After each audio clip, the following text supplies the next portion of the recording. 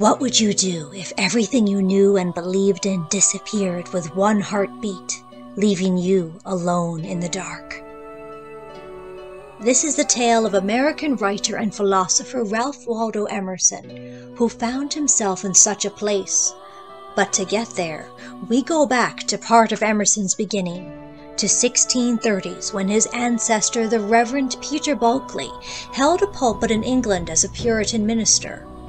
The new King Charles II was installing religious reforms and severely punishing those who failed to conform, men like Peter Bulkeley. Fearing for his safety and future, the Reverend Peter Bulkeley traveled across the ocean to the New World of America, where he helped found the inland town of Concord, Massachusetts. A family line of ministers followed in his footsteps, including Ralph Waldo Emerson's grandfather, the patriotic Reverend William Emerson Sr., who from his pulpit preached freedom from England and was rumored to have been present at the April 19, 1775 battle at Concord's Old North Bridge. Father of Ralph Waldo, William Emerson Jr. was also a minister, and it was only natural that Ralph Waldo Emerson would follow his family to the pulpit. Born in 1803, Emerson attended Harvard College, became a minister at the Second Church on Hanover Street in Boston, and not long after, in 1829, married the love of his life, 18-year-old Ellen Louise Tucker. Ellen was gravely ill with tuberculosis and died 2 years later. Emerson entered a deep depression, grieving his beloved Ellen, daily visiting the graveyard where she was buried.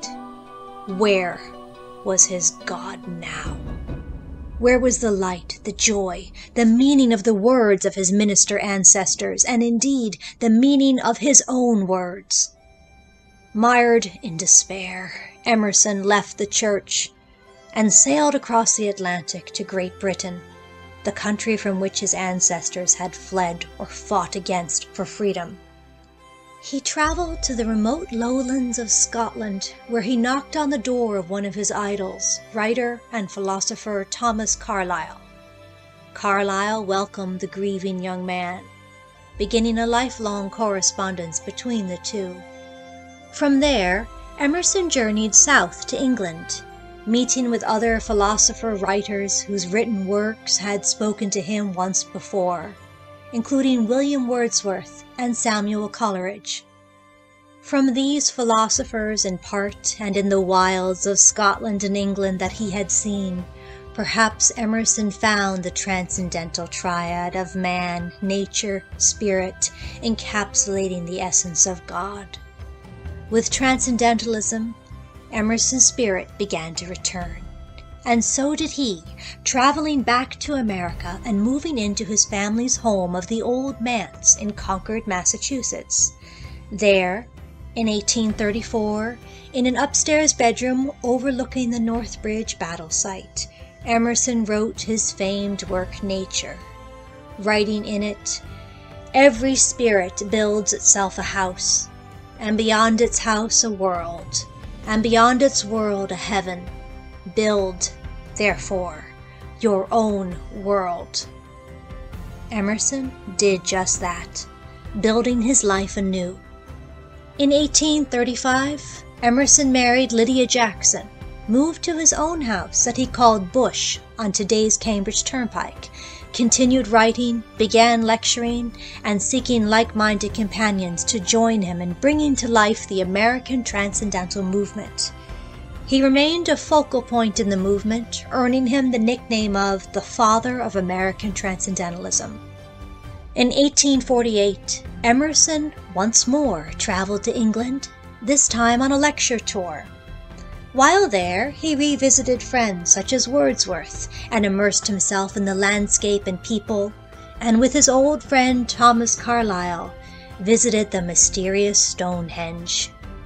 Renewed again by friendships and the pull of the ancient and mythical land of his ancestors, Emerson returned to Concord and again began to write, drafting English Traits, a book examining the characters, history, and culture of the English people. The book was an American viewpoint on England, a nation of kings that had once driven out his own ancestors. Lest the word culture seem boring, rest assured it was not, for sailing forth in the drafts and final pages came the conquerors from the north, the Saxon, Dane, and Northmen, adventuring from far distant lands, jumping from their boats and laying claim to live among the natives, an act that would be repeated centuries later by English colonists arriving in the New World.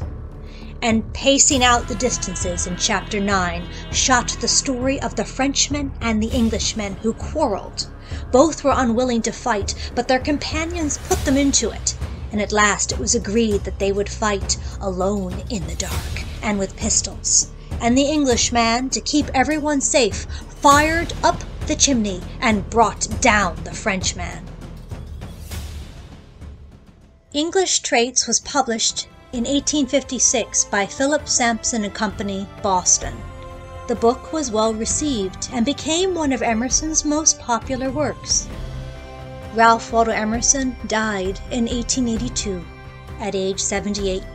He is buried in Sleepy Hollow Cemetery in Concord, Massachusetts, the town in which, as he wrote, the embattled farmer had once stood and fired the shot heard round the world. 21 years after his death, several of Emerson's draft pages of English Traits reappeared, bound into autograph edition sets of his works, their scribbled lines a reminder to you, dear viewer, that even in darkness, you are the writer of your story. Draft, draft, and draft again, keeping the old pages, taking what you will from some, crossing out others, moving ever onward, carrying your spirit into the light of your soul's home. Of Merlin wise I learned a song. Sing it low or sing it loud, the music that can deepest reach and cure all ill is cordial speech. Hear what British Merlin sung of keenest eye and truest tongue. Live in the sunshine, swim the seas, drink the wild air's salubrity.